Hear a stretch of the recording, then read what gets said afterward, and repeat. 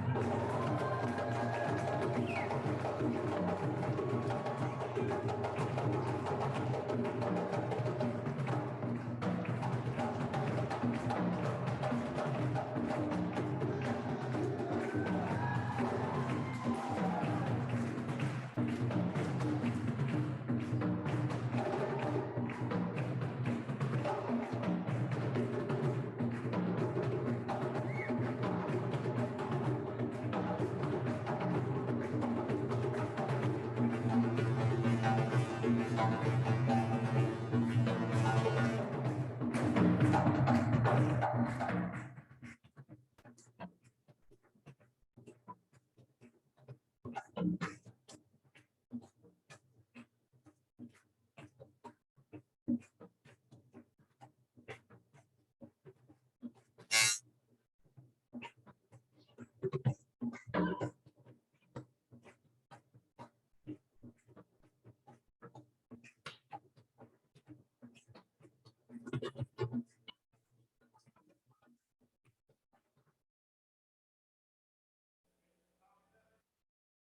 we go. You got me? Check. We're all good here on this one? What about this one?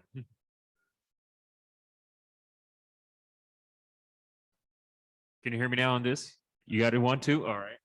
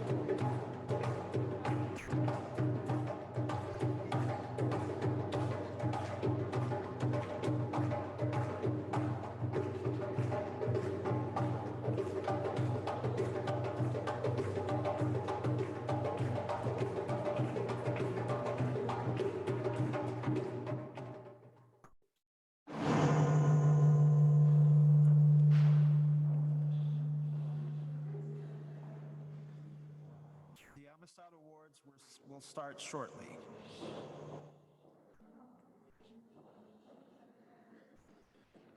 And welcome. We are your co-MCs. My name is Lisa Bergman. And I'm Ben McManus. And we want to acknowledge the unbelievable, extraordinary hard work that went into making this event possible, again, this year virtually due to the pandemic. And we're broadcasting live from the Union Hall in New Haven, 425 College Street. And we want to express a very deep appreciation to our incredible tech team. So many factors that they have to take into consideration this year, led by Ian Dunn. And we want to also appreciate the Outreach Committee, the former awardees committee, including Ken Suzuki, Shelley Davis, John Harity, Danny Livingston, Barbara Vereen, and many others.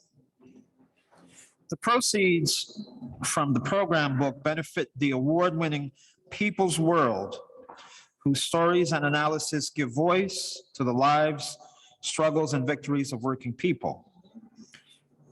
Much appreciation to Henry Lohendorf for book design, and the book will be sent to all those who have registered for today's event. Yes, and we want to let everyone know that this event will have Spanish interpretation and English interpretation. Este evento va a ofrecer interpretación en inglés y español.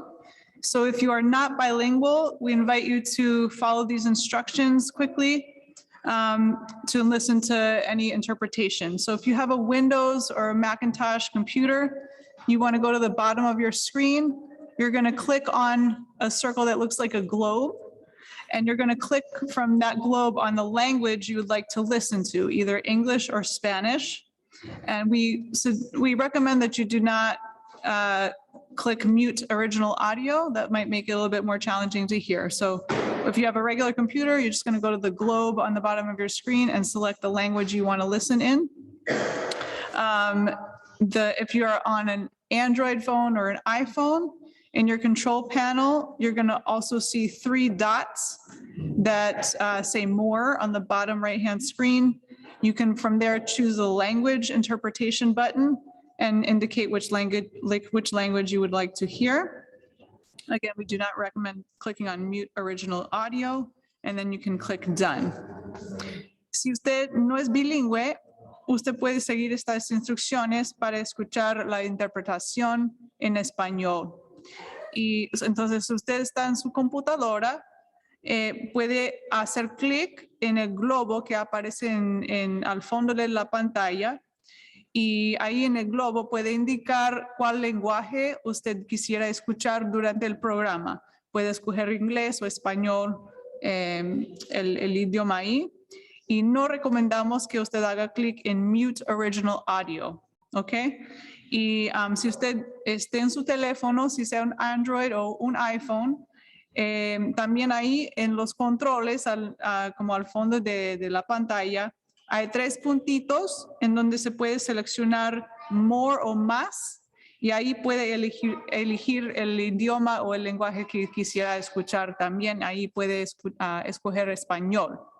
Y bueno, y también no recomendamos que usted haga clic en la opción que diga Mute Original Audio, porque ahí puede ser que sea un poco más difícil escuchar.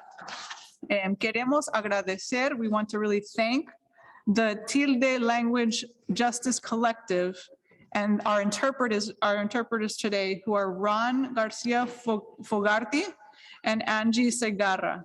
Queremos agradecer a la interpretación hoy, que va a ser proveída por los intérpretes Ron Garcia Fogarty y Angie Segarra. Welcome everybody, bienvenidos.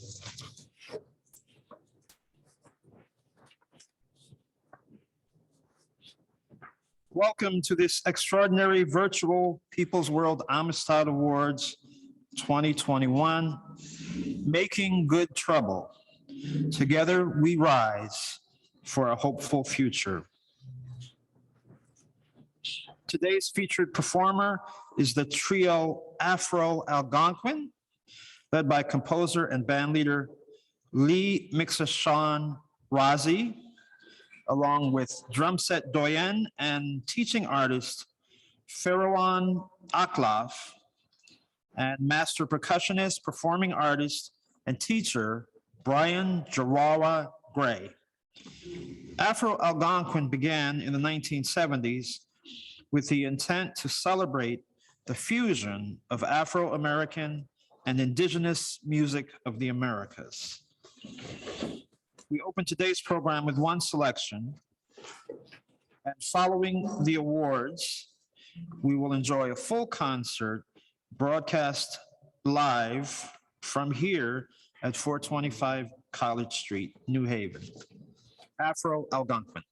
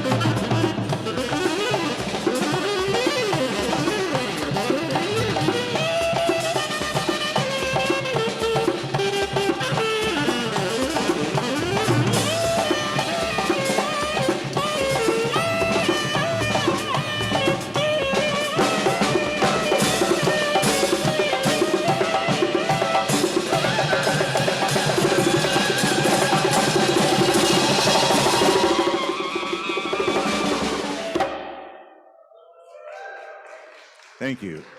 The blend of Afro-Indian music. That's what the Americas is about, the Afro-Indio blend.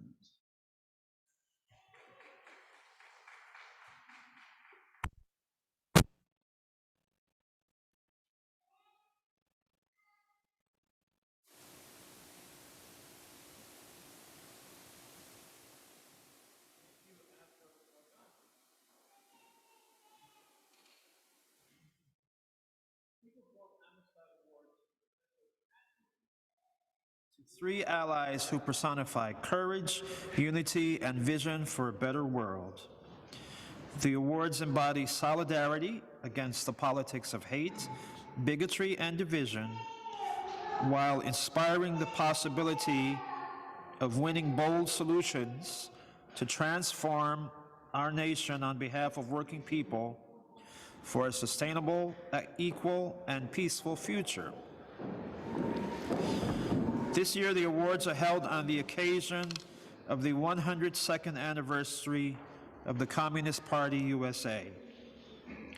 Since its founding in 1919, the Communist Party has organized working class people of all races, nationalities, generations, and genders to end exploitation, inequality, and war. We invite you to join the Communist Party in this epic time as we make good trouble to uproot systemic racism, retool the war economy, tax the rich, address climate change, secure voting rights, and create a new socialist system that puts people, peace, and planet before profits. Here's what the anniversary means to a few labor leaders and allies in Connecticut who make good trouble.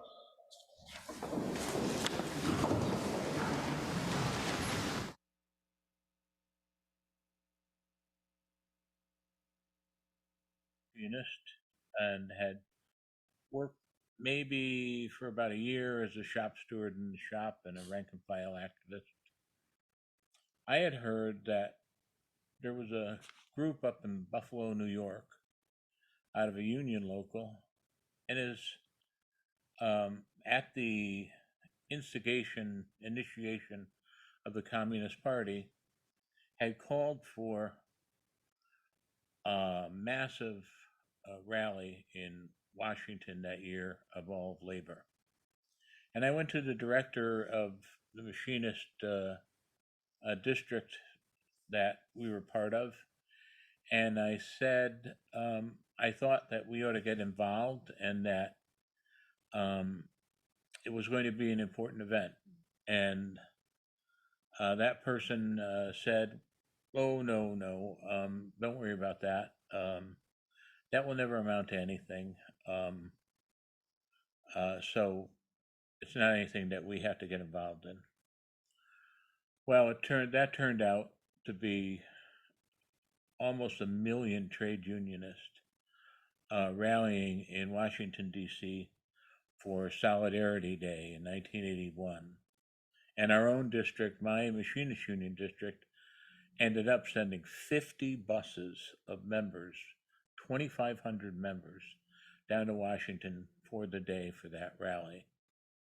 And that taught me something important. That taught me that the Communist Party punches above its weight, that they have a real influence and can help move the labor movement along.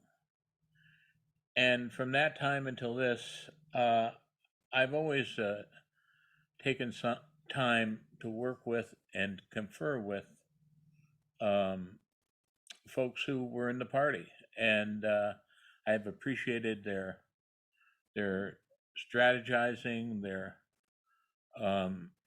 ability to turn out. We had massive strikes at Pratt and Whitney, and the party would turn out hundreds of people and help get people beyond their own ranks there from every part of the labor movement. We've had fights on job security in terms of, we've had fights for fair trade, economic conversion. The party was always there, and they always have been there, and they're still a vital interest in our community. They had a slogan, "A people before profits," but they changed it to say "people and the planet before profit" because they understand the singular importance of the climate change struggle. So I'm happy to say that I've worked with them and that they've always been great allies. And I appreciate that. And I want to say congratulations on this 102nd anniversary of the party and the Amistad Awards. Thank you. Hello, everyone. Rochelle Palachi here, Vice President and State Director for SEIU Local 32, BJ. Want to take a moment to just thank the Amistad Awards and the People Center for your years of support, of standing in the gap with all of our union members over the years. And especially thank you for standing with the rest stop workers as they fight for the right to have a union. We know that with you by our side, we will have the victory. Congratulations to all this year's awardees. You have earned this esteemed award. Congratulations. To our brother and comrade Art, we send you our love, we send you our energy, we send you our strength through this difficult time, and we pray that you will overcome. See you in the streets. Thank you. Hi, I'm here to say that whether it's a picket line on a strike, whether it's the fight to free a political prisoner, whether it's to help somebody get sanctuary in this United States, whether it's to work on the environment, the Communist Party's always there and has been for decades and decades and will be in the future.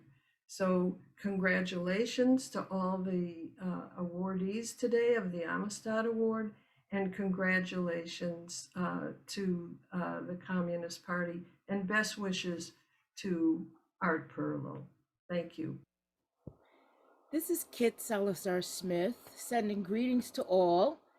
Celebrating fellow union and community activists, the Amistad Awards has always been such a highlight each year for me. Every year, the awardees, along with the diversity within the Communist Party, have inspired a renewal of my commitment to speak out for social and environmental justice. And I also wanted to add to this greeting to you, Art, Joelle, and Edie. I love you. You are, as always, my inspiration, my family, and in my prayers. I hope you will all enjoy this festive occasion of honoring fellow union members, fellow community activists. It has always been a joyous occasion, a fantastic way to close out the year and bring in the new year. Have a great time, everyone. Take care. Love you. Bye-bye. Hi, I'm Dave Pickus, retired president of 1199. And I want to thank the party, and particularly Joelle and Art, for all the help on strikes and organizing drives that we've had, particularly in New Haven, from the Winthrop strike way early on, through the organizing drive at Yale New Haven Hospital, and the strike of the dietary workers also there. So all my best wishes, and let's keep up the good work. Thank you. Hi, my name is Barbara Vereen. I am the staff director for Local 34 Unite here in New Haven. I would first like to say happy 102nd anniversary birthday to the Communist Party, celebrating 102 years of solidarity and moving working people forward. Our union, since our inception of our union, the Communist Party have been a part of our growing and doing work in the community, whether we're fighting for immigrants' rights, whether we're fighting for workers' rights, whether we're organizing in the community in other unions. The Communist Party has been there. I would like to give a special thanks and acknowledgement to Art Perlow, who, when I first met him, was a part of the Yale Club. And then when I was amazed at, like, it was the Yale Club, it was the Winchester Club, it was the Hartford Club, like everywhere you go, they were there. I want to give special recognition to Art Perlow for all his work that he have done in the Communist Party, but also with our unions here at Yale. One of the things that I have heard over the years is how Art was an MMP, not even a part of our union, but he honored our picket line when we was forming our union. Not only did he honor our picket line, he also helped organize our workers so that we can become a union. Now he sits on our, and he sat on our first executive board, and he wasn't even a union member. Then now Art sits on our retirement, on our retirement board, for our retirees at Yale. I have to thank him for all the wisdom and knowledge that he has bestowed upon me personally, but also always being willing to give and educate people on the movement. So Art, I hope you get well, speedy recovery, and Joelle and Edie, we love you.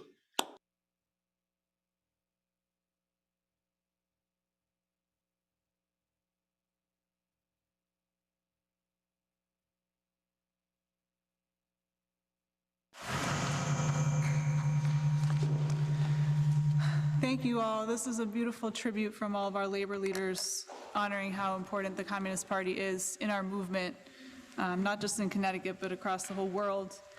And indeed, this has been a very extraordinary year, really 2 years with the pandemic, but this year we've seen the pandemic revealing an even wider systemic divide in terms of exacerbating racism and inequalities, and a huge strike wave sweeping the country. Today, we stand in solidarity with Unite Here unions at Yale and AFT community struggle at Wyndham Hospital. Later in the program, we will focus attention on the very courageous and inspiring strikers of 1199 at Sunrise Incorporated. And today, now we have a very special surprise guest. Our state senator, Richard Blumenthal, is here to be part of the awards today and to share some appreciations and recognition of the awardees. So please welcome Senator Blumenthal.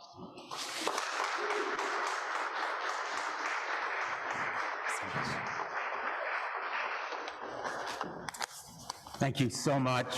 I am really excited and honored to be with you today and to share this remarkable occasion. You don't have to agree with anyone or everyone, with any party or any particular union or organization. I'm here to honor the great tradition of activism and standing up for individual workers that is represented by the three honorees here, Julie Kushner, Pastor Wade, and Azucena Santiago. I've known and worked with all of them. They are extraordinary examples of courage, grace under pressure, ferocious fighting for the rights of working people and for democracy. Julie, as a state senator, but also for many years as a union activist at the UAW, senator for Danbury and surrounding areas, has really been there for working people. Of course, Pastor Wade in Waterbury, been a model of fortitude and strength for the people of the Long Hill Bible Church, as well as the whole community. And Azucena Santiago, by her standing up to McDonald's, has given us all a lesson, a real living lesson. And we need those lessons now more than ever. I know we're looking back on past achievements, but I want to tell you, the fight ahead is even more challenging than almost anything we have encountered before, because we are at a time when, more than any other moment in our history, we need to make good trouble in the tradition of John Lewis. And our opponents are trying to restrict democracy. They are threatening the right to vote in state after state, congressional district after district all around the country. And the John Lewis Voting Rights Advancement Act, which I co-sponsored as a lead, must be passed by this Congress. And likewise, the Freedom to Vote Act, which protects against the kinds of restrictive, anti-democratic state laws that we find, reducing polling hours and early voting, creating, in effect, the potential for overruling of election results by state legislators in the tradition that Donald Trump tried to establish just in this past election. These fights ahead of us go to the core, the lifeblood of our democracy. And so this occasion gives us the opportunity to renew our commitment to those basic American principles and values. Everybody has a right to vote. Everybody has one vote. No dark money corrupting votes, and no overruling of votes after they are cast. We need to redouble our fight, because I can tell you this is going to be an uphill battle in Washington, but I can pledge to you that I am inspired today to fight even harder, to redouble my own efforts, to make sure that we abolish the filibuster. We need to abolish the filibuster or drastically reform it. 10 years ago, in one of my first votes in the United States Senate, I voted to abolish it. Only 12 of my colleagues, 11 of them, sided with us. There were 12 of us. But year after year, my colleagues have realized that the filibuster has been used to subvert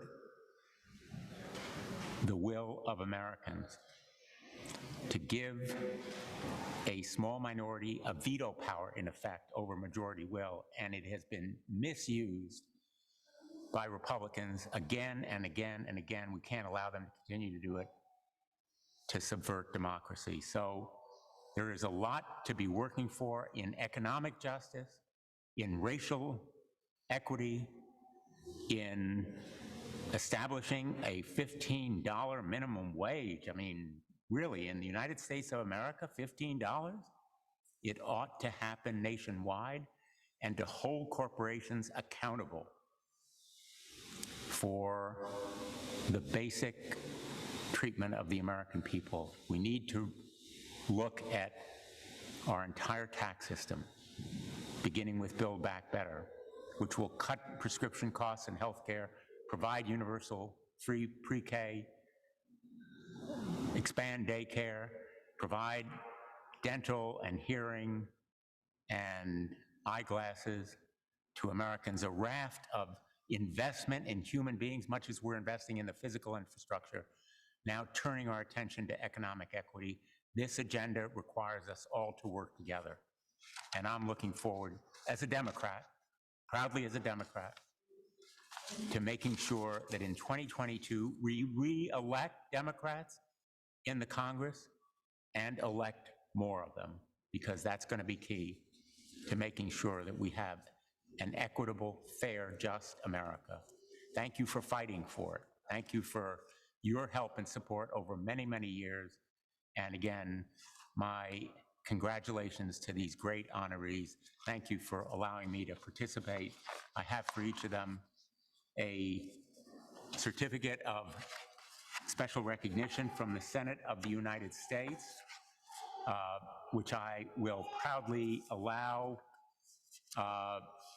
to be presented as you go through the award ceremony, but just know it's here. I am excited and proud to join you, and thank you so much for giving us this occasion to reestablish and reaffirm our commitment to this cause. Thanks so much.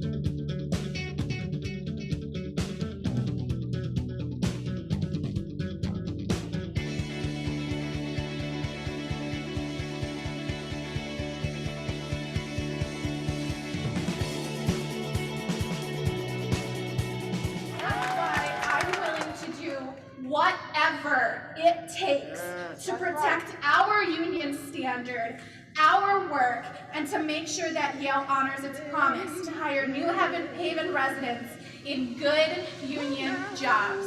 Thank you.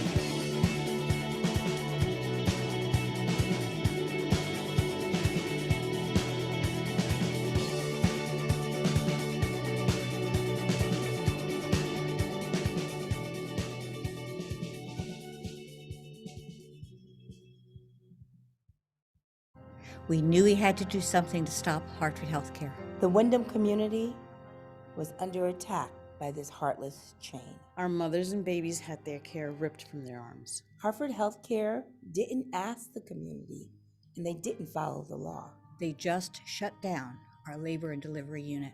That meant sending pregnant mothers outside our local community. It's like Hartford Healthcare was saying, there's no room at the inn for you. We deserve better. Our mothers and babies deserve better. Connecticut's mothers and babies deserve better. That's why we organized our community. We mobilized for a hearing that just might mean the chain has to reopen our maternity unit. But that won't stop them from trying to do this again. Or trying to do the same in another community. It is time for our elected leaders to step up. We need a law that will hold Hartford Healthcare and chains like it accountable. If they don't have to pay property taxes to support local services, if they can afford to invest billions in the stock market during a global pandemic, then they should provide local maternity care. Tell your local legislator to require chains with deep pockets to keep care local and accessible for mothers and babies. This is only the beginning.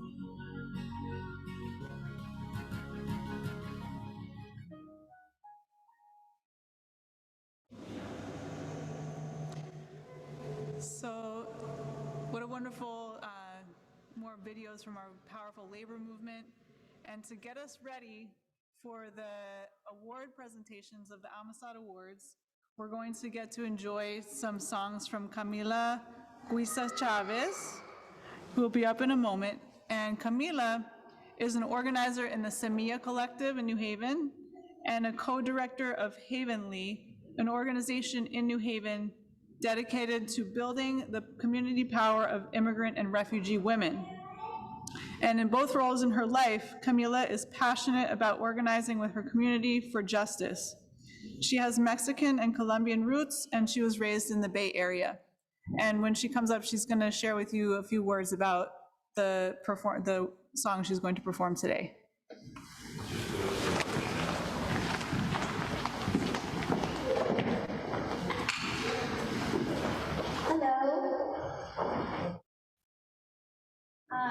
Today, I'm very honored to be able to sing with you, and I'll be singing two songs by Silvio Rodriguez, who is an iconic Cuban singer and songwriter, whose voice is really for generations of people in Latin America and children of immigrants of people from Latin America, such as myself.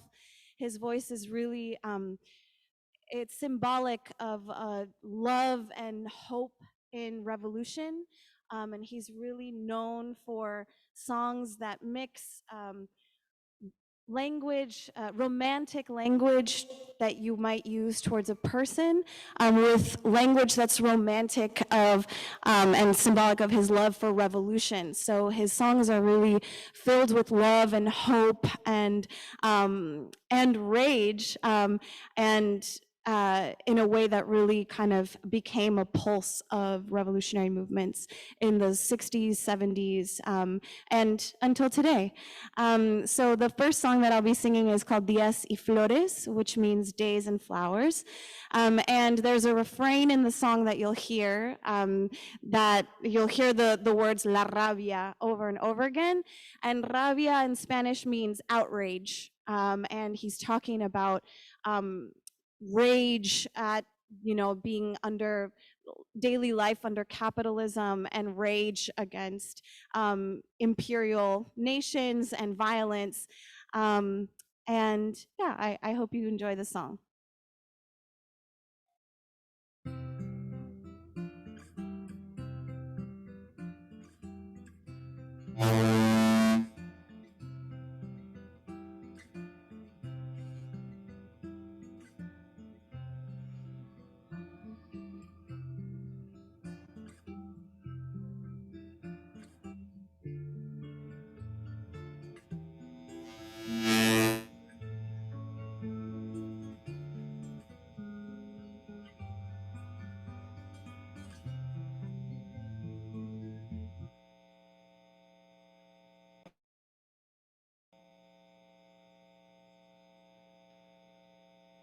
Okay, could you just start it back once?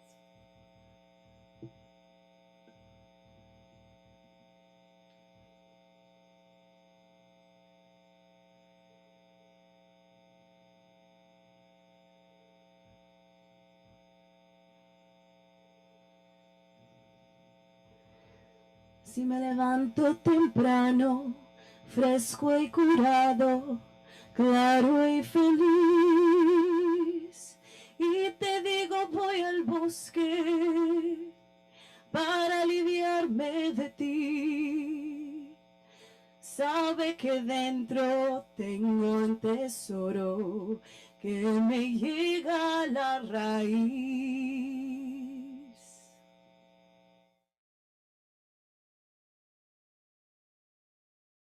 Si luego vuelvo cargado con muchas flores, mucho color,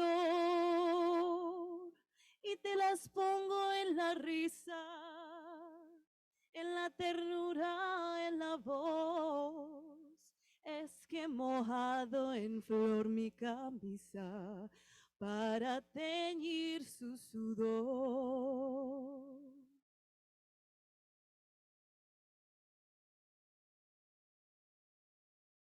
Pero si un día me demoro, no te impacientes, yo volveré más tarde. ¿Será que la más profunda alegría me habrá seguido la rabia ese día? La rabia simple del hombre silvestre, la rabia bomba, la rabia de muerte, la rabia imperio asesino de niños, la rabia se me ha podrido el cariño, la rabia madre, por Dios tengo frío, la rabia es mío, eso es mío, solo mío, la rabia bebo pero no me mojo, la rabia miedo a perder el manojo. La rabia, hijo, zapato de tierra, la rabia, dame o te hago la guerra, la rabia, todo tiene su momento, la rabia, el grito se lleva el viento, la rabia, loro sobre la conciencia, la rabia, coño, paciencia, paciencia.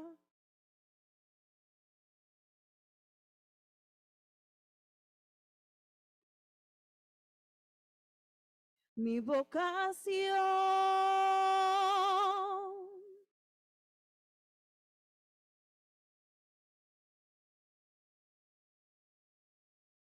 Si hay días que vuelvo cansado, sucio de tiempo, sin par amor, es que regreso del mundo, no del bosque, no del sol. En esos días, compañera, ponte alma nueva para mi más bella flor.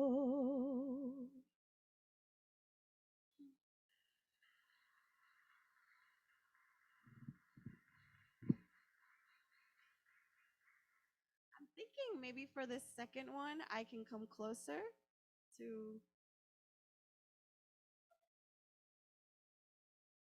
Thank you.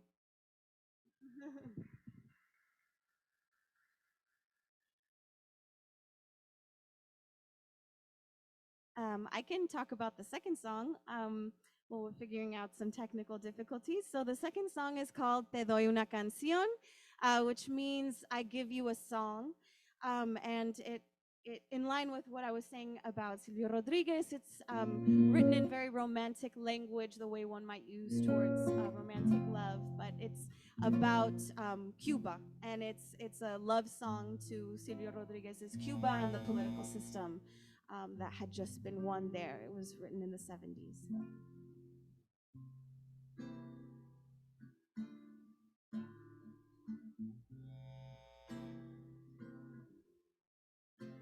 Yeah.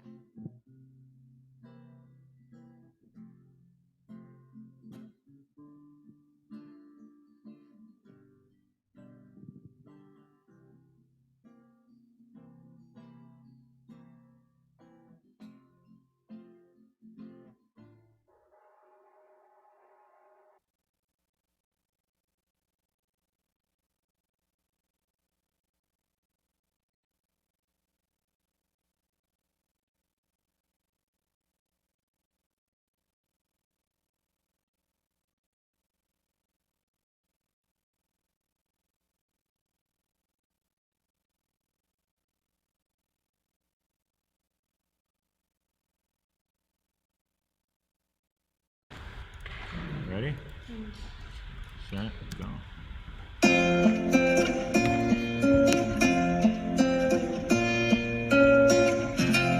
Cómo das un papel en recordarte, cómo me haces hablar en el silencio, cómo no te me quitas de las ganas, aunque nadie me ve nunca contigo. Y cómo pasa el tiempo, y de pronto son años. Si pasa tú por mí, detenida, te doy una canción, se abre una puerta y de las sombras sales tú. Te doy una canción de madrugada, cuando más quiero tu luz. Te doy una canción cuando apareces, el misterio del amor. Y si no lo apareces, no me importa, yo te doy una canción.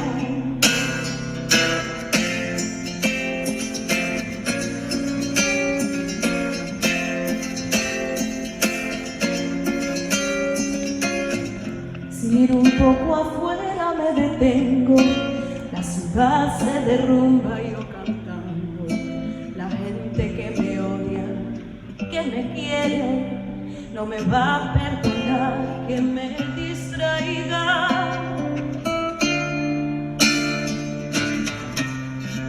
Creen que lo digo todo, que me juego la vida, porque no te conocen ni te sienten. Te doy una canción y hago un discurso sobre mi derecho a hablar. Te doy una canción con mis dos manos, con las mismas de matar.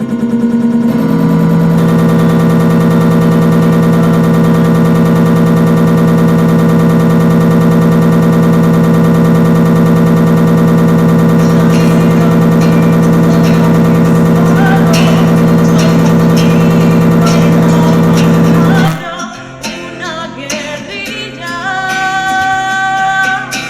como doy el amor.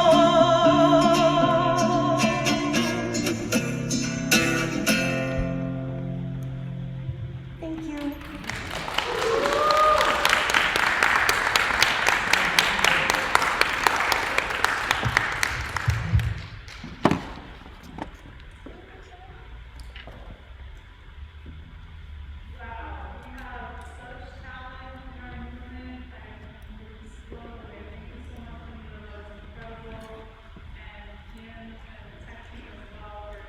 Spinning on a dime and figuring out all of our participants today can get the full experience of how beautiful that was. That was truly a treat. Thank you, Camila.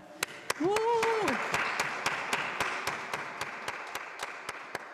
Okay, so now we are about to start with our presentations of our awards, and we would love to welcome up our former awardees, John Harity, from awardees from 2003, and State Representative Robin Porter, awardee from 2017, to present the award to State Senator Julie Kushner.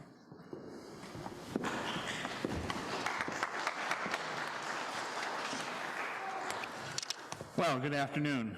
And we're excited to be here, and we're excited to be honoring State Senator and Labor sister Julie Kushner for these Amistad Awards. And congratulations to all the honorees and past honorees, and to all of you out there in the internet watching this.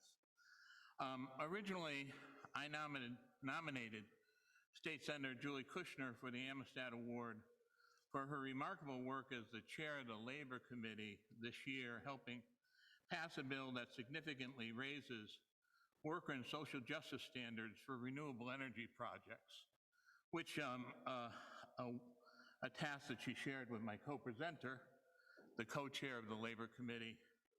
And I'm sorry, Robin, we only give out one award for the Amistad Awards, and Robin had already received one. But I'm the labor guy, so it was designated that I would talk about Julie's remarkable record of achievements in labor. And I realized that Julie is a leader of historic stature, really, a transformational leader of working people, and maybe someone who's underappreciated in that role. Julie has had astounding success in organizing thousands of workers. Anyone who has ever organized knows how grueling that task can be. Gut-wrenching work, 20-hour days with crisis after crisis, whether you're going after 20 people or 2,000 people. But Julie has brought in literally thousands of union members into the House of Labor. And as she fought for workers' rights and representation, she helped transform her union, the United Auto Workers. Historically, the UAW, like my union, the Machinists, has been an industrial union dominated by white male workforce in the factories. In an era of disappearing factory jobs, Julie expanded the union's reach into other work sectors, particularly those with concentrations of women workers. As Julie ascended through the ranks of union leadership, she often found herself one of a few women in rooms of older white men. But because of her perseverance and inspirational influence, those rooms changed and welcomed a diversity of workers seeking representation. Transformational change. When Julie became director of Region 9A, she was the first woman director of this region and only the second woman regional director in the UAW's history. Julie has actively supported staff development and diversity, and so when retiring, she was able to pass the leadership of the region to another outstanding woman leader, Beverly Brakeman. Most of us set a target and head in a straight line towards it. Julie's agenda has always been multidimensional, changing and improving her union and the labor movement as she brings new workers into the House of Labor. It is a record of a transformational labor leader, Julie Kushner. And now I'll turn to my co-presenter, Robin Porter.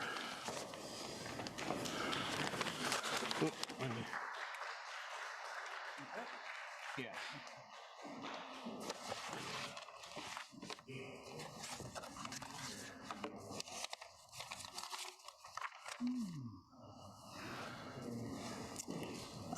Good afternoon, everyone.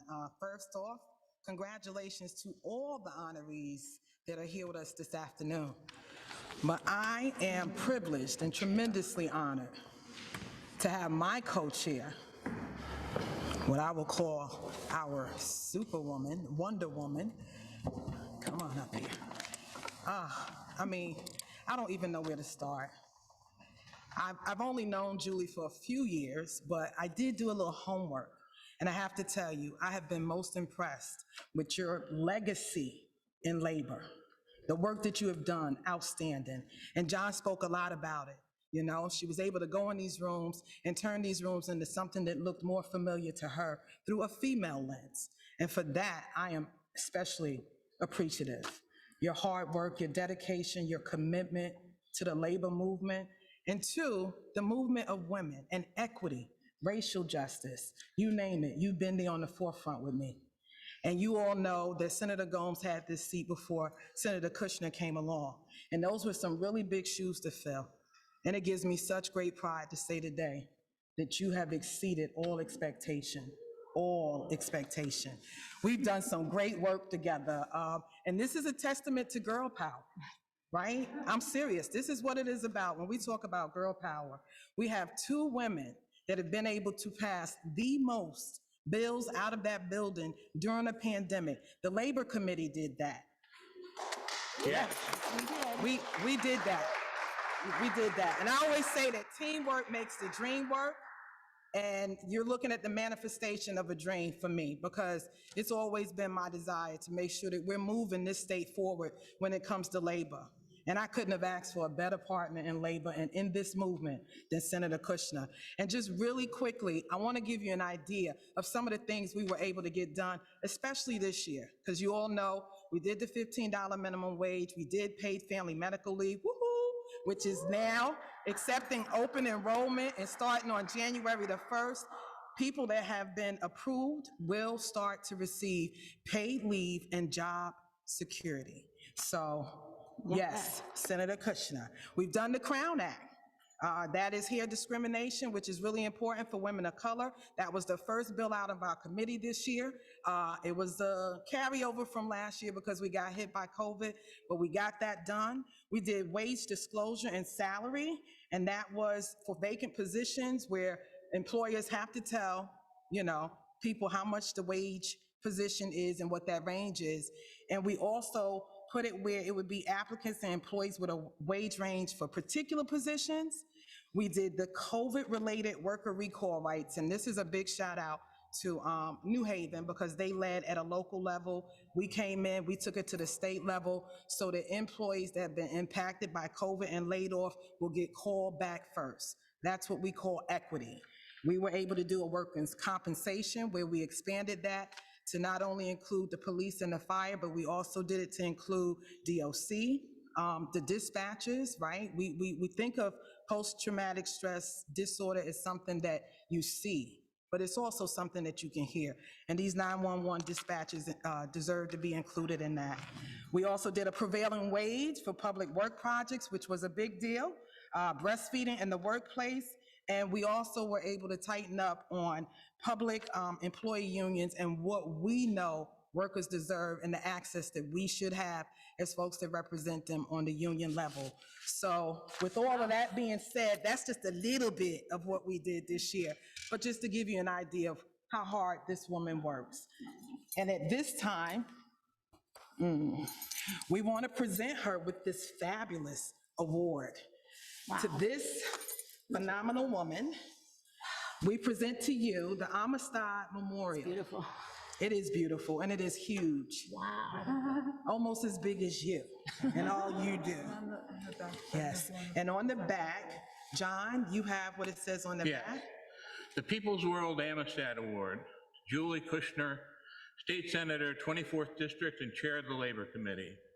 In recognition of making good trouble in the UAW and the community, breaking new ground for women's equality and workers' rights, health and safety, organizing from campus to casino for respect, dignity, racial and environmental justice, and as senator, upholding a fight for paid family and medical leave, a $15 minimum wage, and the needs of essential workers who sacrificed during COVID. Your outstanding leadership is an inspiration. Thank you, John. And if you hold on to this, I actually have, and before we wrap up, I actually have citations from Senator Blumenthal, which I will present to you, but I would like to just take a moment to read, and let me get my eyes, I won't be able to see this. State of Connecticut General Assembly official citation. And this is not for Senator. I was reading over her shoulder. Thank goodness. That's okay. Thank you, Senator Kushner. See why I need her? See why I need her? Okay, State of Connecticut General Assembly official citation, introduced by Representative Robin A. Porter, 94th District, Representative Joshua M. Hall, 7th District, Representative Edwin Vargas, 6th District, Senator George Cabrera, 17th District, Representative Manny Sanchez, 24th District, Representative Ann M. Hughes, 135th District, Representative Mike A. Winkler, 56th District, and Senator Matthew L. Lesser, 9th District. I recognize those names. It's the Labor Committee, guys. Be it hereby known to all that the Connecticut General Assembly hereby offers the sincerest congratulations to the phenomenal woman, Senator Julie Kushner, in recognition of being an esteemed honoree of this year's Connecticut People's World Amistad Awards. Your unrelenting commitment to the labor movement for over 4 decades continues to yield a track record that lifts and liberates Connecticut's working families. Your tireless efforts and actions throughout this pandemic on behalf of all workers lends you the distinction of being a fearless leader. For that, we thank you. The entire membership extends its very best wishes on this memorable occasion and expresses the hope for continued success. Given this 11th day of December 2021, and it is signed by the President Pro Tem, Senator Martin M. Looney, and Speaker of the House, Matt Ritter, and our Secretary of State, Denise Merrill. Congratulations, Julie. Thank you so much. You deserve this and so much more. Yes. Thank you. Congratulations. Thank you so much, John. So, yes, I'll take this. Okay. As you grace us with your words. Okay. Well, first of all, you know, John and Robin, I have to say that it's very meaningful to me to have both a colleague like Robin. I mean, I can't call you Representative Porter. We call each other by our first names. Yes, Julie, JK. I have been incredibly lucky to have someone like Robin as my partner. I mean, you are, talk about a fierce fighter. There's no one fiercer than you, and that is said and no one who makes better trouble than Robin. And so that is said with love and with my heart. And You've made such a difference in my life as a state senator. I couldn't have done this without you there every day, helping me to get through it all, because it's challenging. It is. And But you are a warrior queen, so you we've do done your some great thing. work. And John, and I'm glad you talked about the bill that we worked on together this year, because what it did was it guaranteed that workers in these new energy fields will be able to work with dignity, with respect on the job, with a good wage and with good benefits. And that is so critical to everything we do. So I do want to thank the People Center and the Amistad Award Committee for giving me this honor. And I also want to make sure that I recognize my co-honorees. It's really meaningful to me to be here today with two other warriors for justice. And Pastor Wade, who I don't see now, I know, oh, there you are. You're involved in Recovery for All, which is something that is very near and dear to my heart, looking for a new way to bring people forward in Connecticut and to look at all the aspects of what we do as a state, so that when we recover from the pandemic, that it's not just a recovery from those who have great wealth. It's not just a recovery for a handful or even the majority. It's a recovery for all. And the only way that's going to happen is if we work in coalition. And I so thank you for your work in that regard. And I appreciate being part of the coalition working with you.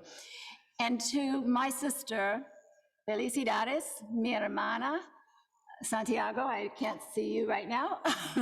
But for my sister, I want to say felicidades and gracias, muchísimas gracias por todo usted hace para los trabajadores. Mi no puedo hablar mucho en español, pero de mi corazón, yo dice muchas gracias. I do know that it's another struggle that I have been very involved in. Maybe Frank, you can translate, but my sister, Azucena Santiago, works in the Service Plaza, and Robin and I became aware of the struggle of these workers for a fair wage, a wage that they were entitled to under state law, but were being denied. And we started working with these workers in this struggle for justice. And when you win justice, which you have done, you have won so much already, but you win it not just for you and for your coworkers, but you win justice for all workers. And so we have a great deal of appreciation for everything that you're doing. And that really sort of has been what's driven me all my life. I started working as a union organizer when I was 24 years old. And there's a few people that have gotten awards in the past, and at least one person in the room who remembers me from when I was 24 years old, Danny Livingston, who's here, because I wanted to see justice for workers. And to me, that is something has never left my, I've never become less devoted to that, less committed to that. I was so fortunate to work with union workers in many, many different industries, and particularly here in Connecticut, the childcare workers in Stamford, or the casino workers at Foxwoods, or the, graduate student workers, all over the Northeast. And my experience, yes, I had some skills. I could help people to organize, but really it was much more about building a movement. For me, it was about building relationships with people.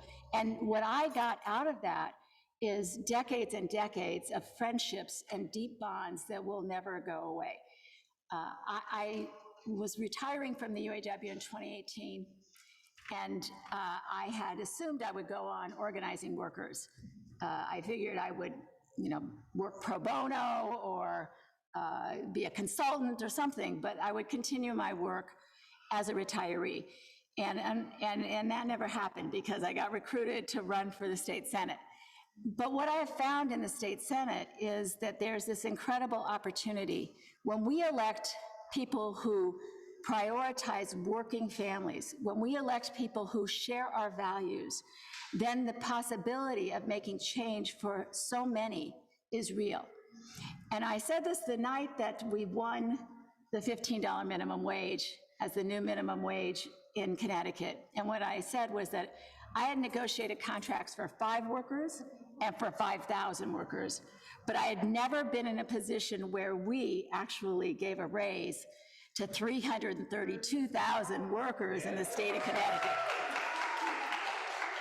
And what Robin and I did, you know, it was very important to have us there, but it was nothing compared to the workers like Sister Santiago and the workers who led the fight for 15 in the fast food industry, in the service industry. These workers were on the forefront. And the ability to pass that bill, you know, we were there, we were championing it, but it was the workers' struggle that made it possible for us to accomplish this. And so for me, you know, being in the legislature is an amazing experience, one I truly cherish. I have met, you know, I've been able to further the work that I had started doing when I was 24 years old. But I've also been in a position to meet so many wonderful people. Just like when you're building the union, those relationships that you build when you're organizing in your community, they just will never go away. The bonds of that I have with the people in the 24th district are extremely important to me. And these relationships is what keeps us all going on, knowing that we can make a difference when we work together. So I appreciate the award. I appreciate having a few moments to share my vision of justice for all workers, for all working families, and particularly for those here in the state of Connecticut. So thank you so much for this award, and thank you to everyone who participated in making this day happen.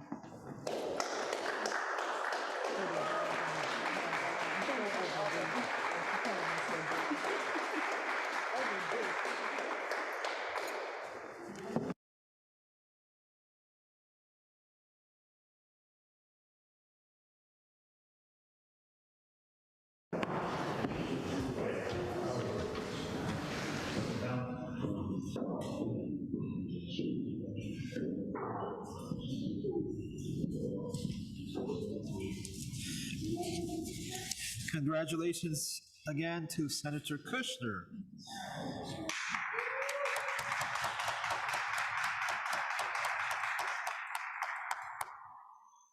And our second awardee tonight is Pastor Rodney Wade.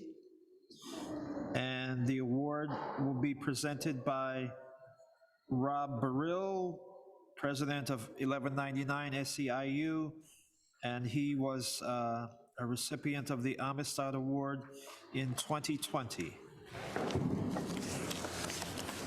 Good evening, brothers and sisters. I'm not able to be there in person tonight, but I certainly am proud and honored to be presenting by video and giving this year's Amistad Award to my brother, Rodney Wade. I'm going to give you Pastor Wade's credentials right now.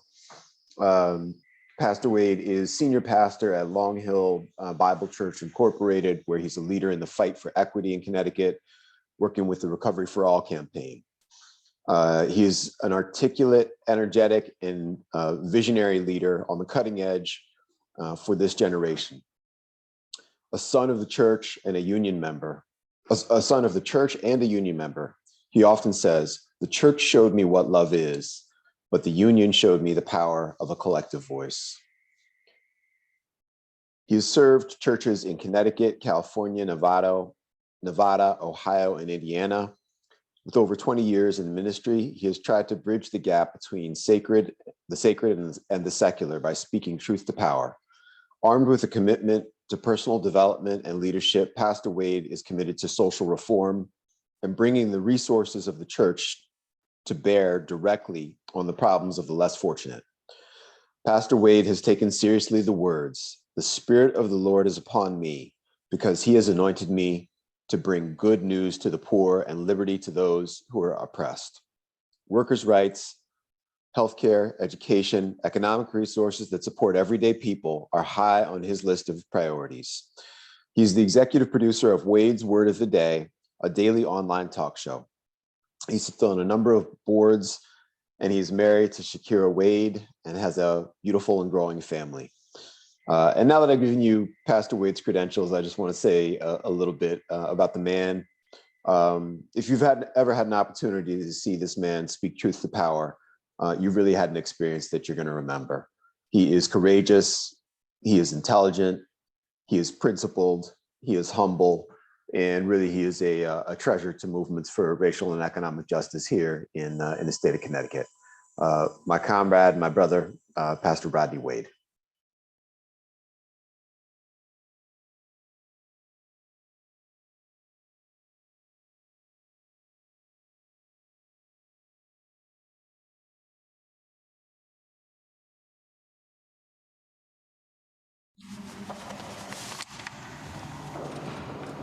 Pastor Wade, I have the honor of standing in for Rob Burrell and the honor of giving you this well-deserved award, which I will read what's on the back.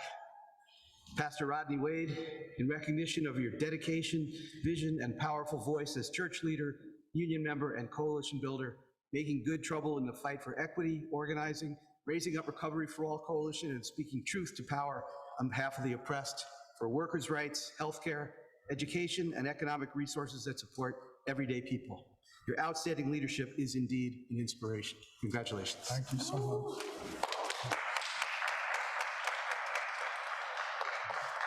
Congratulations. Thank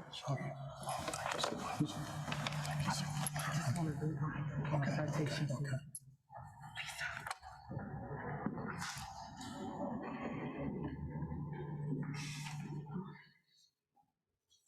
I'm back. And I just need to read the state citation to Pastor Rodney Wade. State of Connecticut, General Assembly, official citation introduced by Representative Robin A. Porter, 94th District, and Senator Julie Kushner, 24th District. Be it hereby known to all that the Connecticut General Assembly hereby offers its sincerest congratulations to you, Pastor Rodney Wayne, in recognition of being an esteemed honoree of this year's Connecticut People's World Amistad Awards. Your exceptional service and leadership continue to deliver results in the fight for equity and justice. Your commitment to the statewide Recovery for All Coalition confirms your faith-based ability to provide hope and inspiration to the masses. Thank you for fighting fervently for the common good of all people. The entire membership extends its very best wishes on this more memorable occasion and expresses the hope for continued success.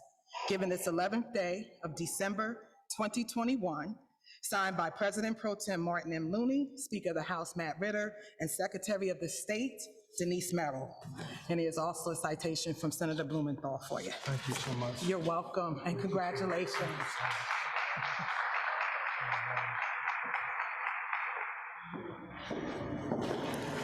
Wow, it's amazing to be here today. I want to say thanks to my brother, Rob Burrell, for that wonderful introduction. To my brother, Danny Livingston, for presenting the award to me. To the People's World Amistad Awards Committee, it is certainly an honor to receive this award. It's amazing to be in the company of so many amazing people fighting for a just world.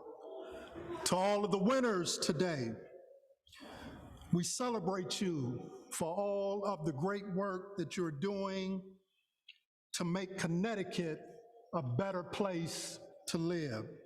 Senator Kushner, my sister Santiago, we appreciate you so much. To my colleagues at Recovery for All, this award is not just about me, but it's also about the important work that we're doing together. I want to thank my wife and family for being an unbelievable support system, who are not ashamed by me getting into some good trouble. Yeah. It's often easier for us to think about our individual situations rather than the struggles of our collective community. The events of the last 24 months have taught us that we need a new approach and a new way of thinking. It's time to take bold steps. The status quo is no longer acceptable. My friends, we do need a recovery for all. After watching billionaires get richer through the height of the pandemic, everyday people, working people took notice and decided that you can't wait until life isn't hard anymore to decide to be happy. So all over this country, we have seen the resurgence of our beloved unions, not just striving to survive, but again, fighting to win. Because when we fight, we win. Yes, every day working people who said we don't just want to be called heroes, but we want to see some extra zeros in our paychecks. Yes, wages which are fair, access to good health care, retirement packages for their golden years. 1199 and others would not be moved by union busting techniques and stood tall and won contracts that will improve the lives of their members.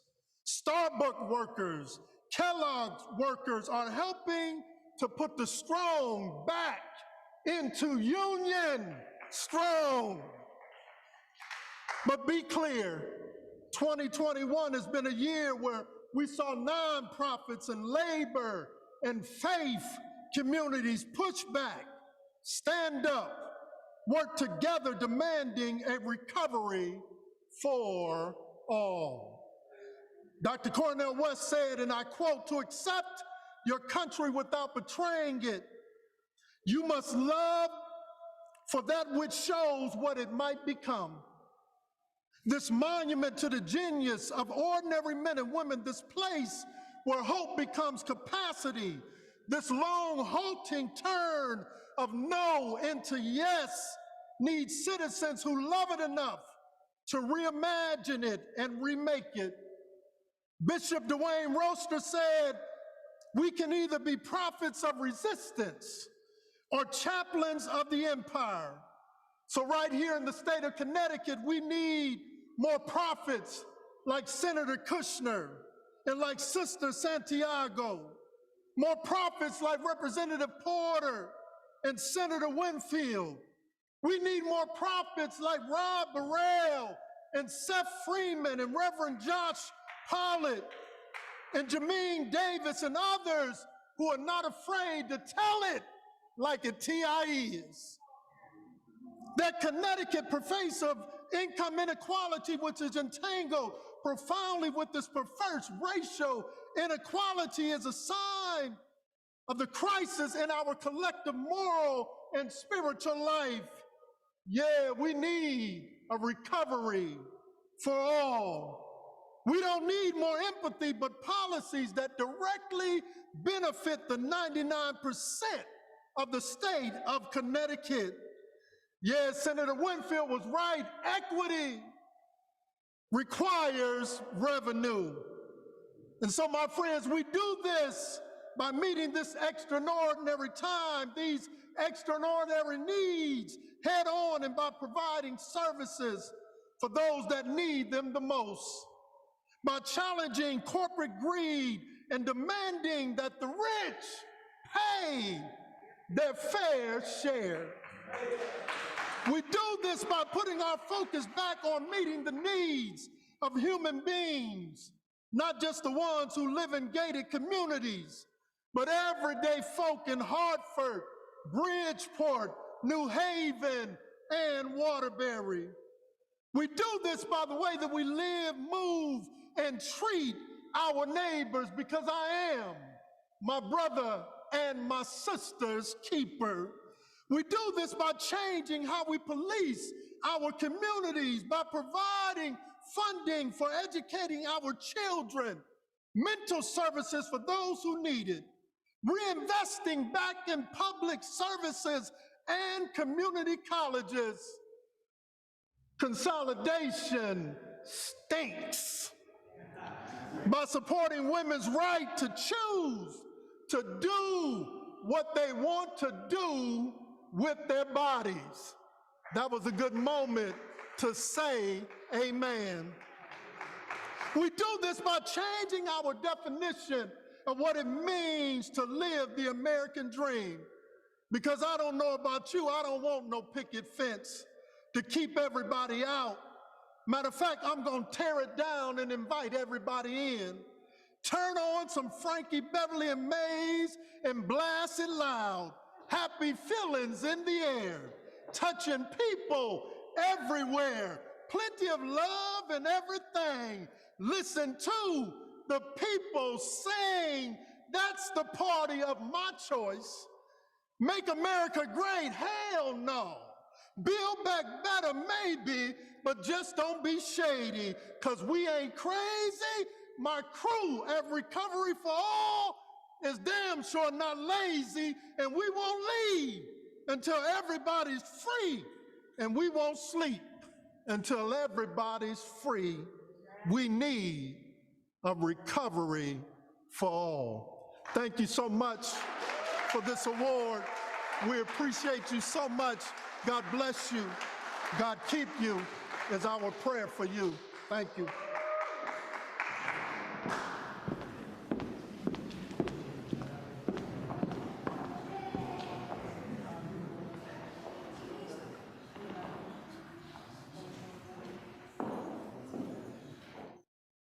Good evening, everyone.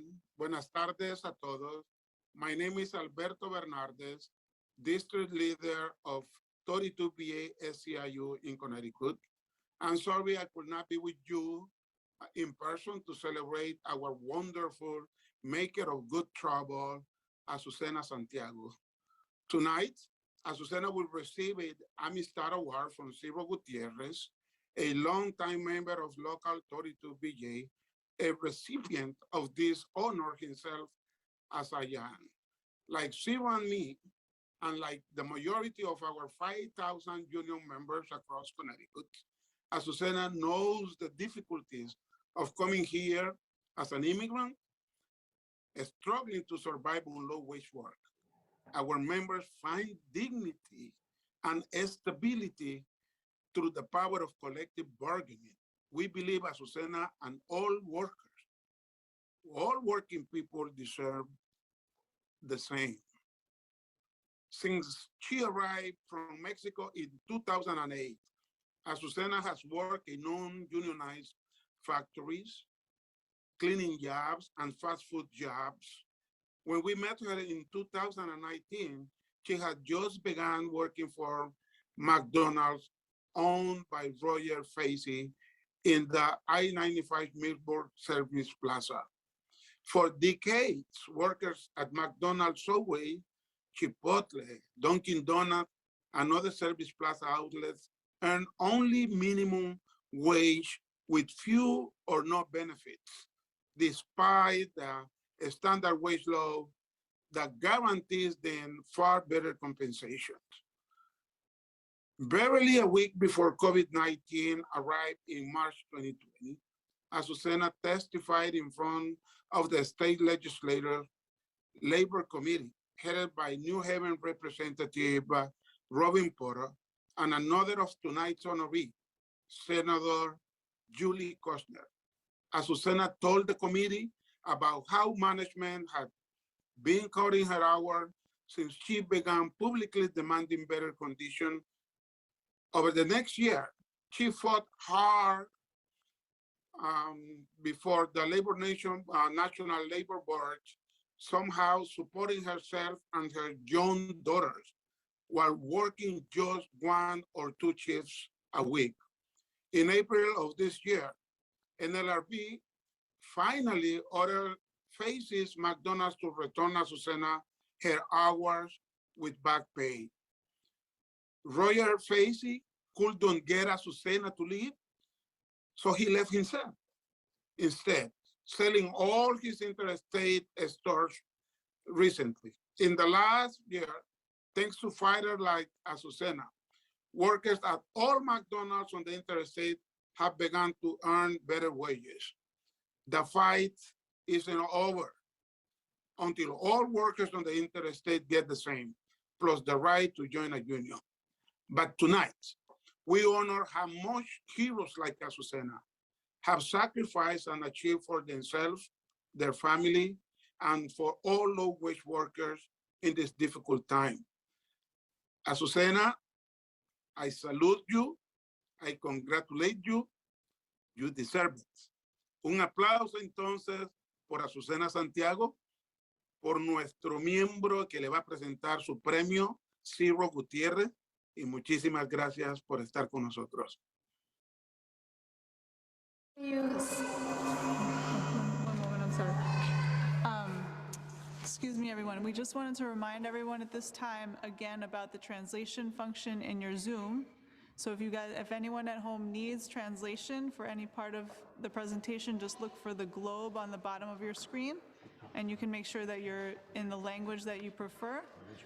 Solamente quería recordar a la gente ahí en línea que ustedes pueden seleccionar el globo ahí al fondo de la pantalla para tener la traducción si necesite durante esta parte del programa. Gracias. Okay, thank you. Before we begin, before we hear from you, my good friend Representative Porter suggested I be the one to read the citations. Antes de que ella empiece y te dé eso, ella quiere hacer el honor de leer lo que dice. En inglés, mi español es muy mal. General Assembly official citation introduced by Representative Robin Porter and myself, Senator Julie Kushner. Sí, la Asamblea del Estado Unido de Connecticut, que es Judy Kushner y Robin Porter, le entregan este certificado. Be it hereby known to all, the Connecticut General Assembly hereby offers its sincerest congratulations to Azucena Santiago. La Asamblea de Connecticut le está dando esto y las felicitaciones en el reconocimiento. In recognition of being an esteemed honoree of this year's Connecticut People's World Amistad Awards, your exceptional service and courageous leadership continue to deliver results in the fight for equity and justice. I'll translate it. Good. Your proactive measures to mobilize and organize your coworkers at McDonald's around unfair labor practices is highly commendable. We truly admire your ability to lift as you climb and bring others along. The entire membership extends its congratulations to you on this, the 11th day of December, and it's signed by the President of the Senate, Martin Looney, and the Speaker of the House, Matt Ritter, and the Secretary of the State, Denise Merrill. And we also have another recognition for Tiene you. otro reconocimiento, From- la firma de los senados que están ahí. And this is from Senator Blumenthal. Congratulations. Oh. Gracias. Thank you. Felicidades. We have one more that was just handed to me, and this is to you from the city of New Haven. Tiene uno más que este viene de la ciudad de New Haven. Board of Alders official citation presented by the Honorable Alder Elizabeth Rodriguez, the Honorable Alder Yvette Hamilton. Be it hereby known to all that the New Haven Board of Alders hereby offers its sincerest congratulations to Azucena Santiago in recognition of receiving the 2021 People's World Amistad Award, Making Good Trouble. Together we rise for a hopeful future. Azucena is a fast food worker and is a leader of the organizing drive for 15 and a union. Since arriving in New Haven from her native Mexico City in 2008, she has worked as a cleaner, a factory worker, and a McDonald's cook and cashier. In 2019, working at the I-95 Milford Northbound Service Plaza, McDonald's, one of several owned by Roger Facey, she met a 32BJ SEIU organizer who inspired her to act on the workplace injustices she had long witnessed and suffered. Azucena spoke to coworkers, confronted management, and appeared at union events, while Facey's McDonald's slowly whittled away at her hours. Although the 36-year-old is raising 2 young daughters alone and providing help to her ailing parents in Mexico, she didn't give up the fight. In March 2020, she testified about her mistreatment at the state capitol's final Joint Labor Committee hearing before the pandemic shut down. And for over a year, she fought for restoration of her hours before the National Labor Relations Board. Roger Facey has sold his Service Plaza stores, but Azucena is still there, working to provide for her daughters, Kayla, Guadalupe, 5, and Julia Lisbeth, 6, and striving toward the goal of joining with workers across Connecticut's interstate highway service plazas as a new union members.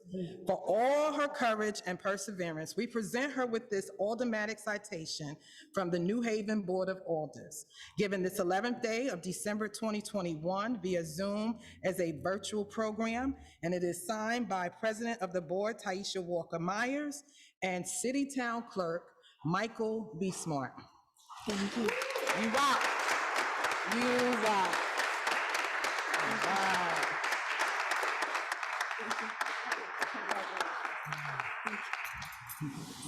Thank you. You're welcome.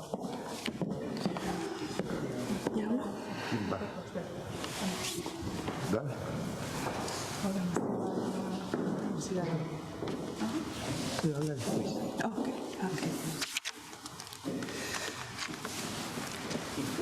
Buenas noches. Buenas noches. Primeramente quiero agradecer a People World y a mi Unión 32BJ que me hayan permitido estar presente en la entrega del reconocimiento Amistad a nuestra hermana Azucena Santiago, trabajadora de McDonald's, quien ha tenido una destacada actuación en la organización de los trabajadores de comidas rápidas en Connecticut. En esta oportunidad solo quiero agregar algunas palabras a lo dicho por nuestro líder sindical Alberto Bernardes, quien ha reseñado de manera magnífica la trayectoria de Azucena en la lucha de nuestra unión por organizar y empoderar a los trabajadores en el sector de comidas rápidas. Las corporaciones de comidas rápidas se han vuelto globales y como Azucena, en ese instante, en Perú y México, países donde procedemos, miles de jóvenes están trabajando en un McDonald's o en un Burger King, establecimientos de comida rápida, bajo condiciones precarias de seguridad y bajos salarios, sin que se vislumbre la posibilidad de una organización sindical que los ayude a superar el régimen de explotación a las que están sometidos. En Perú, por ejemplo, este tipo de negocios creció en las últimas décadas más de 200%. A sus trabajadores les llaman colaboradores, no les llaman trabajadores, para evadir sus derechos laborales y normalizar su situación de trabajador de 12 horas o más al día. Para normalizar la situación de trabajador sin derecho a la sindicalización y sin derecho a la seguridad social. En Nueva York y Connecticut se está superando los abusos laborales con la sindicalización en la 32PJ. Con el apoyo de organizaciones sociales, legisladores pro trabajadores, quienes aprecian el esfuerzo, el compromiso y el espíritu de lucha de trabajadores y trabajadoras de comidas rápidas como Azucena Santiago. Me siento orgulloso de entregar a Azucena este reconocimiento que involucra el reconocimiento a todos sus compañeros y compañeras de lucha con la esperanza que esta experiencia pronto alcance a los miles y millones de trabajadores en Estados Unidos y a nivel global en el mundo, camino a lograr un mundo laboral digno en un nuevo mundo solidario y próspero. Juntos nos levantamos por un futuro lleno de esperanza. Azucena Santiago, en reconocimiento a su valor y compromiso, luchando por las injusticias en su lugar de trabajo, siempre defendiendo a sí misma, a sus hijos y a todos los trabajadores que están al frente en la lucha, llevando sin miedo su causa a la legislatura estatal y a la Junta Nacional de Relaciones Laborales, obteniendo una victoria importante, ganando un salario atrasado y la confirmación del derecho al organizar un sindicato que continúa la lucha de los $15 por hora trabajada, un futuro mejor. Azucena, tu liderazgo sobresaliente es una inspiración para mí y para la clase trabajadora. Con todo cariño, Azucena, felicitaciones por este reconocimiento. Gracias.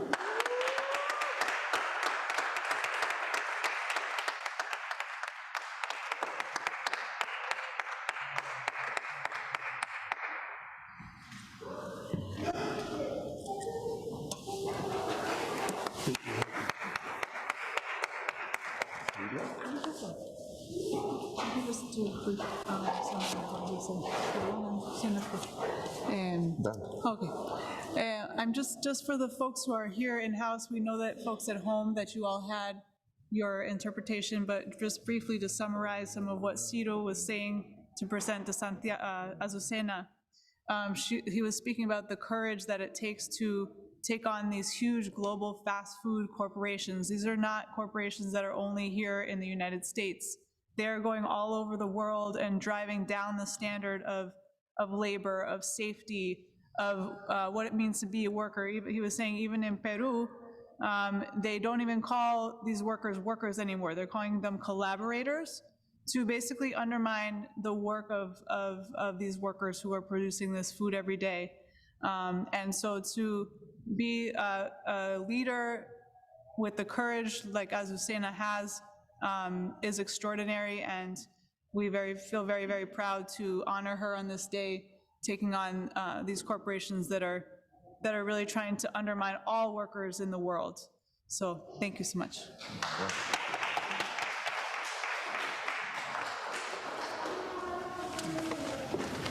Hola, buenas tardes. Mi nombre es Azucena Santiago. Hello, good evening. My name is Azucena Santiago. Quiero agradecer primeramente a People Words Amistad. I want to say, first of all, thank you to People's World and Amistad. Y por estos reconocimientos. For the recognition. Este reconocimiento no nada más es mío. Es de todos nosotros que hemos peleado junto con la 32BJ. This recognition is not only just mine, but is a group of us together with 32BJ. Porque hay personas como María Isabel Egas, Sandy, presente aquí, Neil Díaz, que me han impulsado y me han educado en seguir adelante por luchar por nuestros derechos. It's a pleasure that when I say group, it's just like the organizers, Maria Egas, Sandra Reyes is here, Neil Diaz, organizers that educated them and showed them how to move forward with winning. Que seguimos en una lucha, como lo ha comentado mi compañero, en un trabajo de los McDonald's de las plazas donde hay injusticias, donde muchos de mis compañeros, a pesar de que hemos sido buenos trabajadores, hemos dado todo por el trabajo, una esclavitud. So we have won a lot, we have done a lot, but it's still a struggle. There's still a long way to go. Just like myself and a lot of my co-workers, we have put everything into these jobs. Fuimos sacados durante la pandemia del COVID, Muchos de nuestros compañeros no han regresado. Majority of all my coworkers were laid off throughout the pandemic, and a lot of them have not been back to work. También mis compañeros tienen familia, tienen hijos especiales a los que tienen que mantener. And some of those coworkers of mine, they have family, they have kids with special needs. Nuestros compañeros que han sido abatidos en esa manera porque han sido intimidados para no seguir luchando, pero ellos siguen luchando con nosotros a pesar de que ya no están trabajando con nosotros en McDonald's. Even though that we still have quite a few workers that have not been back to work, or the employer have not called them back, they still active with the unions and they do come to the union activities. Cosa que los dueños de McDonald's, eso es lo que no ven, que nosotros también comemos, nosotros también necesitamos para solventar a nuestras familias. We, things that these McDonald's owners don't see, that their workers also got to eat. They also got to put food on the table for their kids and the families, and these owners don't see that. Donde yo también fui recortada con horas. Where I was also retaliated and they cut my hours. Y peleé, y peleé, y peleé. And I fought and fought and fought. Y seguí peleando hasta que gané. And still and continued to fight until I won. No todos mis compañeros, como yo, han sido dichosos de ganar. Not everybody, not all my coworkers have been 100% successful of winning, but she won. Pero seguimos en la lucha por ellos y para nuestras familias, para que estas injusticias se acaben. So we continue the fight for us, for them, for everybody, until we win justice. Estoy muy orgullosa. I am really proud de haber luchado of fighting contra las adversidades. Pensaban los de arriba que me iban a ganar por ser una simple trabajadora. I'm really proud of continuing to fight with a lot of thoughts at the time, thinking about the people above, meaning the owners, were going to get rid of us. Pero gracias a Dios no fue así. But thank God that it did not happen like that. Y ahora pues les agradezco a todos ustedes que nuestra voz sea escuchada, a los legisladores aquí presentes, que nos escuchen, que nos apoyen para que la 32BJ entre y estemos más protegidos y no desprotegidos. So I want to say thank you to everybody, to the state senate, to the legislators, to please listen to us. We still on the fight. We have not finished. We still together with 32BJ until we bring this home to justice. Yeah.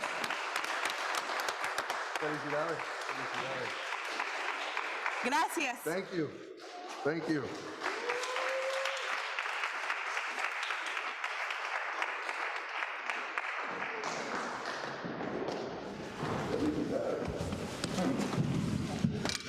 Wow, wow, wow. Let's give it up, everyone, another time for Azucena Santiago.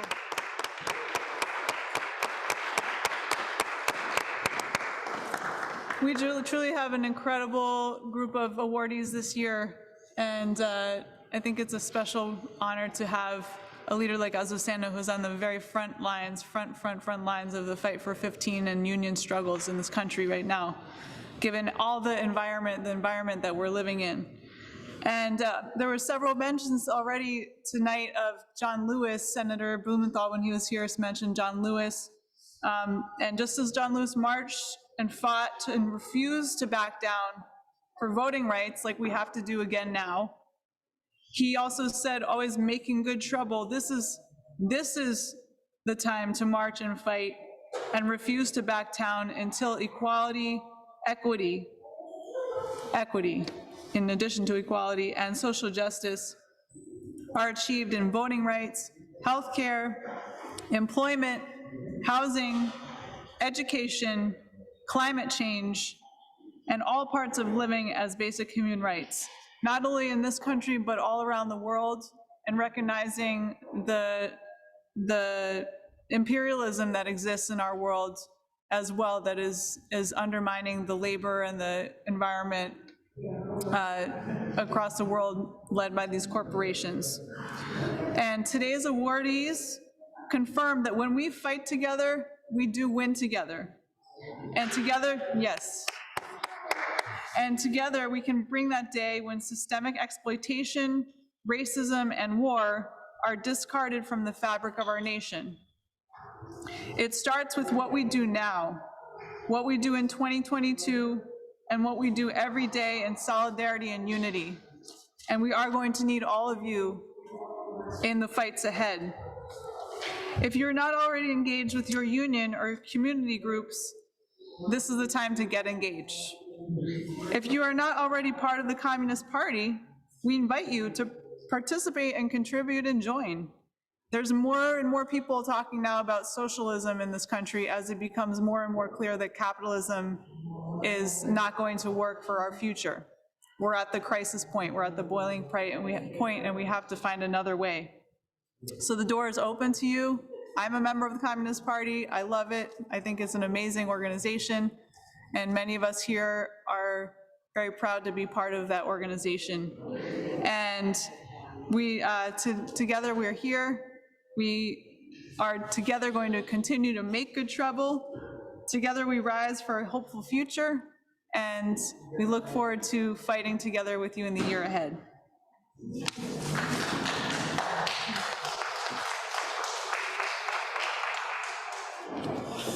And as we close out 2021 and move forward into 2022, I hope that the awardees' actions and their stories tonight have inspired you to be a good troublemaker in the days and months ahead. And now, as promised, the return of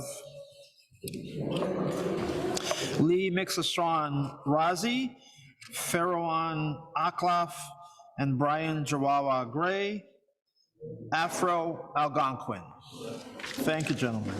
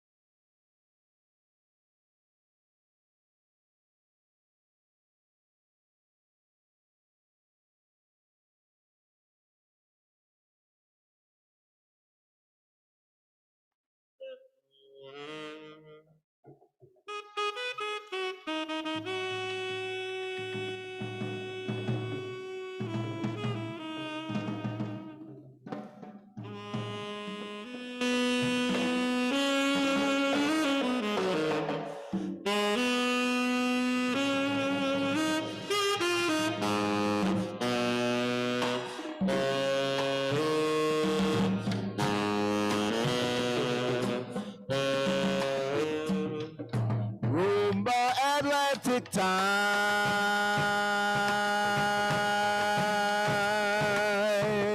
seeing forward and behind.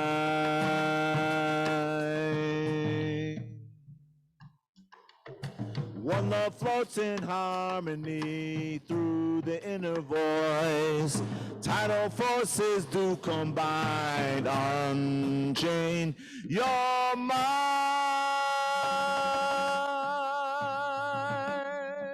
From shredded skies of green and red,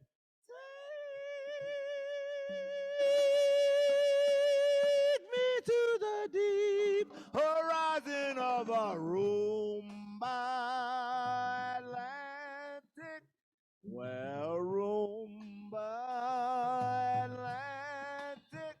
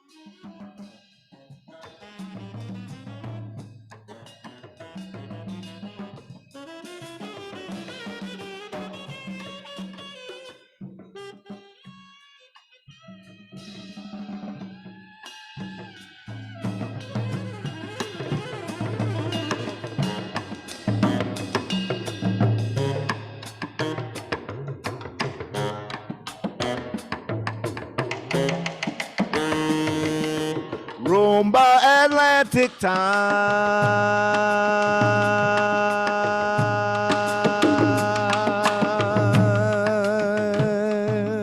seeing forward and behind.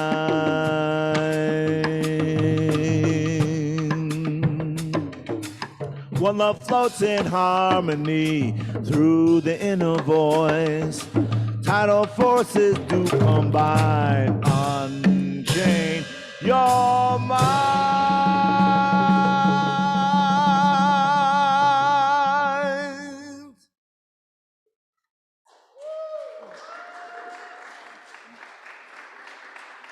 That was an original I wrote called Roomba Atlantic, not Atlantic Roomba, but Roomba Atlantic, because that's what the Atlantic is doing right now. It's a big Roomba out there. Just hope you're not caught out in it.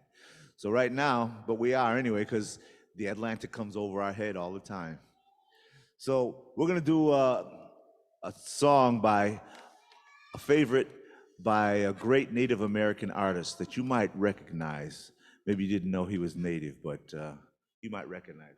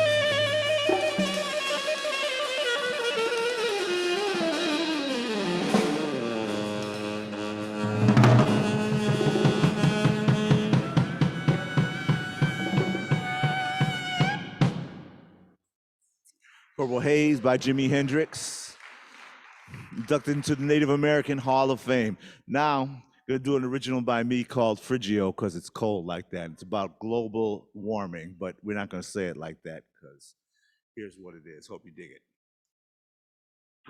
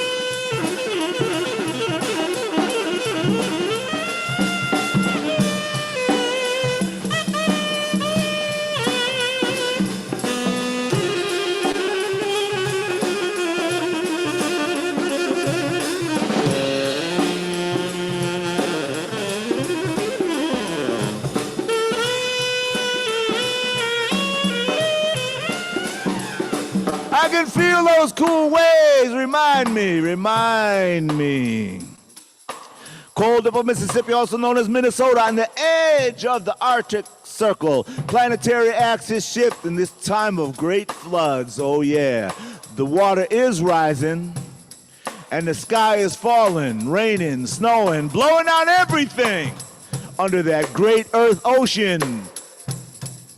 Gravity. And so few trees to slow the rising waves. A frigid wave action fed by the hole in the ozone. But air-conditioned minds put your rocking power hole through the atmosphere, leaving they can live in outer space without the earth. Or whatever science fiction you dream about. You hear what I'm saying? Now dig what I mean. As the polar caps, north and south, begin to melt, break up, and move. Oh yes, the water is rising. But did you know that frigid air masses high in the atmosphere, stratosphere, ionosphere, the Van Allen belts, you understand, frozen since the last ice age? They've already been unleashed upon us. So you better get a grip, better get a grip, better get a grip, better get a grip, better get a grip, better get a grip on your inner atmosphere, cause Frigio is the current wave and we have nothing to fear, you dig? So wig, or wig not, just in case y'all forgot about poverty in the Arctic Circle, cause it's cold like that.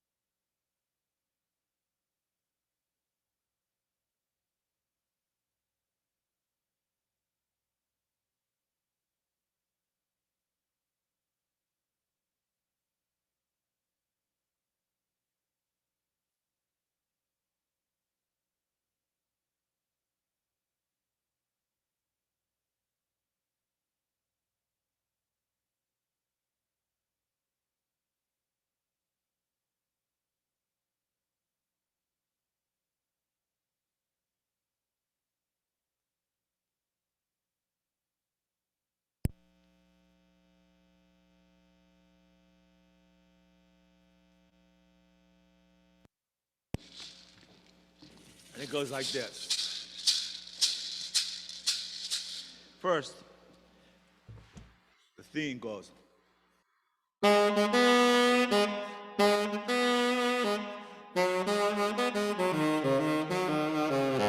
Polyester, polyester. Eating jelly donuts in my red Cadillac. A polyester, polyester. I'm heading to casino, heading to casino, heading to casino in the pocket of cash. Oh, polyester, polyester. Oh, polyester. I'm creeping at the mall in my wrinkle-free suit. Ooh, ooh, ooh, polyester. Hey, oh. A polyester, a polyester. Talking on my celly to a girlfriend who's whack. A polyester, polyester. Tell me where you're going so I know where you're at. Oh, polyester, polyester. Oh, polyester. I'm creeping at the mall in my wrinkle-free suit. Ooh, polyester. Hey, hey, hey, oh. A polyester, polyester. I keep my tribal M.O. when I lay off the booze. Polyester, polyester. Doing unto others like they're doing to you. Oh, polyester, polyester. Oh, polyester.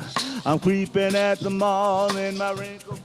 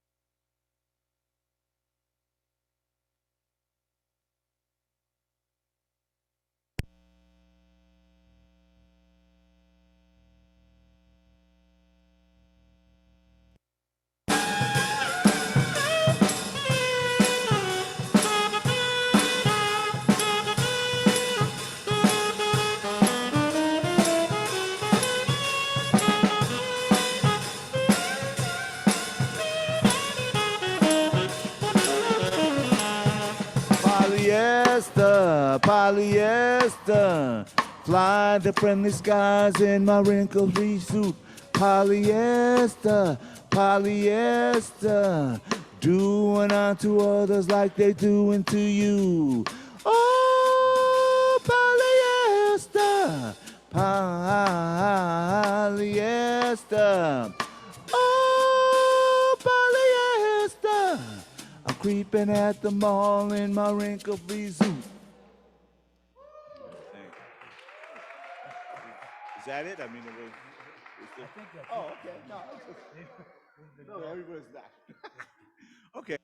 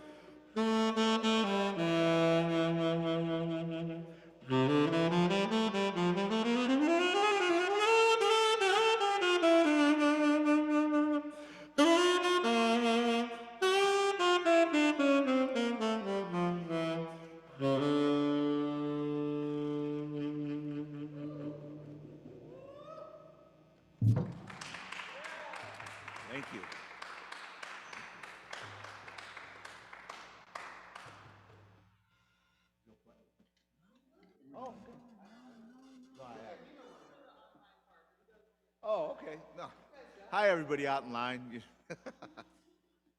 Okay. Before we go any further, I just want to explain a little bit about the music. The music, as I said earlier, is a combination of Afro-Indio musical styles and also free jazz, because after all, that's what jazz is, spontaneous being, and that's how many Native people would look at ourselves, as spontaneous beings. So right now, I'm gonna do, we're gonna slow the pace down a little bit, and I'm gonna play a song by Duke Ellington, Sophisticated Lady.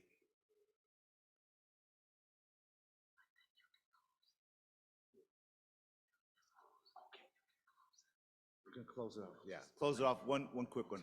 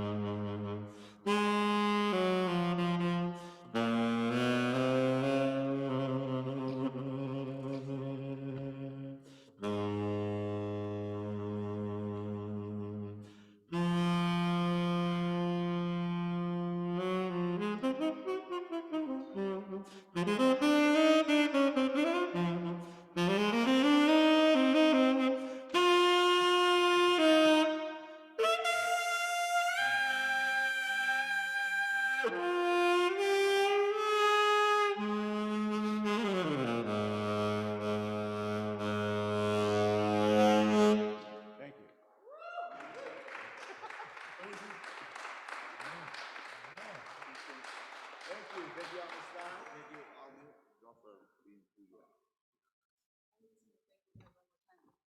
All right, so for anyone, any of you all online who are still with us, y'all are the freedom fighters of today and tomorrow, we know that. And so thank you for joining us for this incredible program. Thank you again to Afro Algonquin. Woo! And we appreciate you so much. I'm gonna give it over to my co-MC and Ben McManus to wrap us up. Thank you, Lisa. Again, I hope you all have been inspired to become good troublemakers in 2022 and beyond. We wish you, well, as Don Cornelius would say, peace, love, and soul, prosperity, justice for all, a better world. Thank you. See you next year.